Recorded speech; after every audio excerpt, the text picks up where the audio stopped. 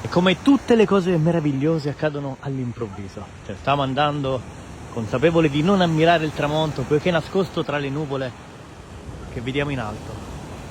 Ma ecco la sorpresa, le sorprese della nostra terra. E non mi riferisco soltanto alla nostra isola, ma alle bellezze della natura, che sorprendono sempre, quotidianamente, come a noi questa sera. 1° maggio in Sicilia, tramonto così.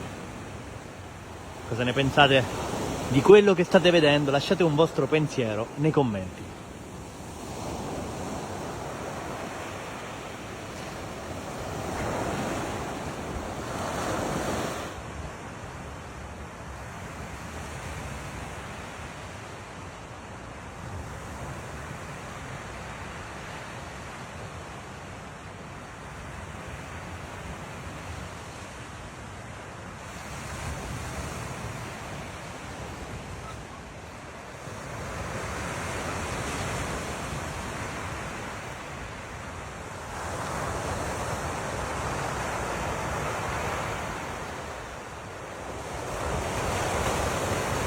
E dal termine del tramonto viene voglia di fare un grande applauso alla natura per dimostrargli la nostra profonda gratitudine per le emozioni che ha suscitato.